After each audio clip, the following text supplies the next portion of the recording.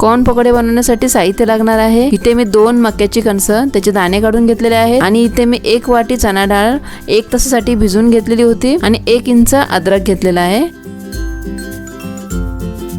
आता इथे मिक्सरच्या भांड्यामध्ये थोडी चण्याची डाळ आणि थोडे मक्याचे दाणे आणि थोडंसं अद्रक घालून थोडं करून ह्याला पाणी न घालता बारीक वाटून घ्यायचं आहे।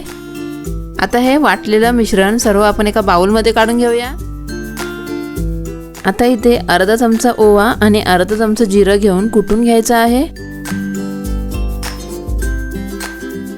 आता हे कुटलेलं जिरं आणि ओवा वाटलेल्या मिश्रणमध्ये काढून घेऊया। आता ह्याच्यामध्ये बारीक कापलेल्या 3 ते 4 हिरव्या मिरच्या टाकायच्या आहेत, 1 बारीक कापलेला कांदा, 1 वाटी बारीक कापलेली कोथिंबीर, चवीनुसार मीठ आणि याच्यामध्ये अर्धा चमचा हळद टाकून मिक्स करून घेऊया।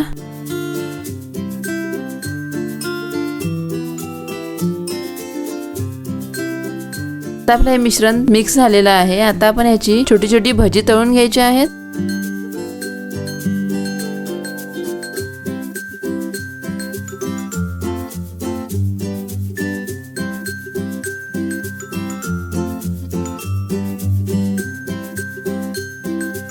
आता आपली ही कॉर्न भजी तयार झालेली आहे। आता आपण याला सर्व करूया।